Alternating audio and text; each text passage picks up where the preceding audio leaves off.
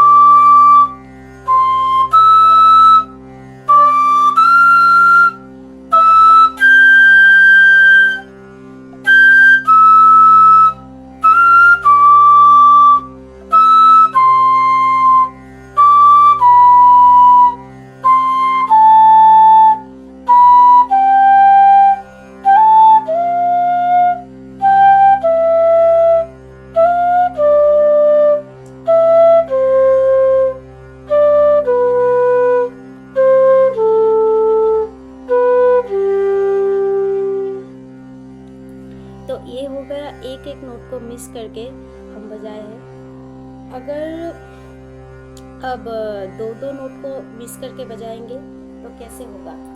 पा से बजा रहे हैं, पा से मंद्र पा से तार सप्तक के पा तक बजा रहे हैं। तो इसमें पा से अगर बजाए तो अब क्या होगा? दो नोट मिस करने से पा धा नी सा। अगर मिडिल का दो नोट मिस कर दे तो क्या मिस होगा? धा और नी। डायरेक्ट पा सा, धा रे, नी गा, वैसे होगा। मतलब तो आप वैसे भी कैलकुलेट कर सकते हैं। बहुत लोग क्या करते हैं ना, नोटेशन का मतलब रट्टा मारते हैं कि लिख लेते हैं, उसके बाद इसको रट्टा मार ये ना एक प्रॉपर कैलकुलेशन में चलता है। आप पहले का नोट जैसे जिस पैटर्न में जाएंगे ना, बाद के सब नोट उसी पैटर्न में जाएगा। अगर आपको एक बार ये कैलकुलेशन समझ में आ जाए ना, तो मतलब आपका हो गया, नोटेशन का हो गया। आपको एक ही नोट मतलब पा सा बोलने से आपको पता चल जाएगा कि उसके बाद धा आता है, धा के साथ क्या आएगा? रे आएगा। तो वैसे मतलब एक बार ये फंडामेंटल आपको पता चल जाए या फिर आप इसको समझ लेना, तो आपके लाइफ टाइम के लिए पाल्टा हो गया। एक ही पाल्टा बताने से ना आप पूरा मतलब जितना बाकी का जितना पाल्टा है आप सब बजा पाएंगे। बहुत लोग क्या करते हैं, पूरा पाल्टा को रट्टा मारते हैं। उनको समझ में ही नहीं आता कि मतलब ये अगर पास आ होगा उसके बाद क्या होगा। तो वो ना एक सिंपल एंड ट्रिकी है। अगर एक बार समझ में आ जाए तो हो गया। वही बहुत को समझ में नहीं आता। इसको मतलब थोड़ा टाइम देने से एक बार आपको समझ में आ गया फिर तो हो गया। तो ये एक प्रॉपर कैलकुलेशन है। इसको समझिए कि अगर पा धा नी सा, अगर बीच का दो गायब हो जाए तो पा से सा होगा। पा के बाद क्या आता है, धा आता है, धा आता है तो उधर पा सा, तो धा के सा के बाद क्या आता है, रे आता है। तो आप धा पा सा धा रे, बीच का दो को आप मतलब छोड़ दीजिए। तो वैसे कैलकुलेशन करने से अब सिंपल है। उसके बाद बहुत ट्रिकी नोटेशन भी आएगा, उसमें भी आपको वैसे प्रॉपर कैलकुलेशन लगाना पड़ेगा। वैसे करके ही होगा। अगर कैलकुलेशन पता चल गया तो आपको जितना भी मतलब हार्ड वाला नोटेशन हो आपको आएगा ही आएगा। तो आप ट्राई कीजिए कि रट्टा नहीं मारने का।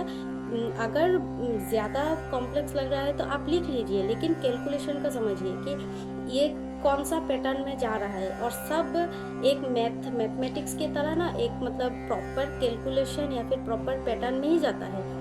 जैसे रीजनिंग में होता है ना कि मतलब एक पैटर्न में देके ब्लैंक कर देता है, वैसे ही फ्लूट में भी आप पकड़ लीजिए।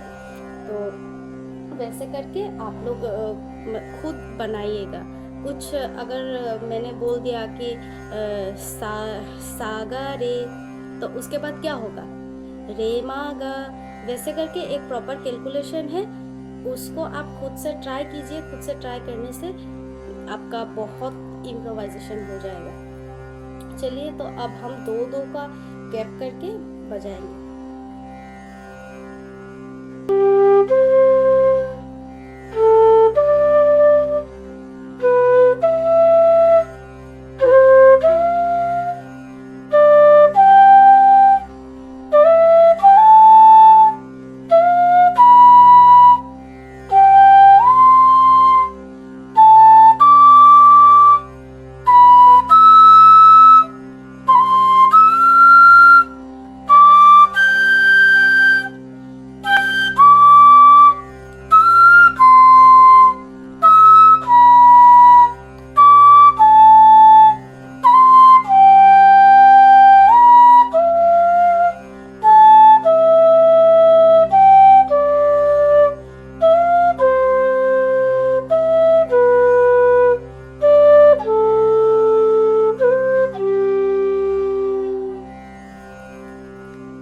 वैसे करके आप लोगों को आज मैं होमवर्क दे रही हूँ कि मैंने एक गैप करके दिखाया, एक को छोड़ के, दो को छोड़ के, आप थ्री को छोड़ के, मतलब तीन नोट को बीच में छोड़ के बजाइएगा। फिर फोर नोट को छोड़ के, मतलब पा से 3 नोट को गैप दे देंगे तो डायरेक्ट होगा पा रे धा गा, वैसे होगा। वैसे 3 नोट को छोड़ के बजाइएगा, 4 नोट को छोड़ के बजाइएगा, 5 नोट को छोड़ के बजाइएगा। तो वो मतलब जो ट्रांसफॉर्मेशन है ना, एक नोट से डायरेक्ट दूसरे नोट में जंप करने का जो मतलब एक क्लीननेस है, एक ब्लेंडिंग है, वो प्रैक्टिस करने से बहुत मतलब आपका जो ब्लेंड है ना वो अच्छे से होगा, वो क्लीन हो जाएगा। तो वो आप प्रैक्टिस कीजिएगा। ये आज मेरी तरफ से आप लोगों के लिए होमवर्क है। और अगर मेरा वीडियो आपको थोड़ा भी बेनिफिशियल लगे या फिर अच्छा लगे तो मेरा यूट्यूब चैनल को सब्सक्राइब कीजिएगा। आज के लिए इतना ही। राधे राधे।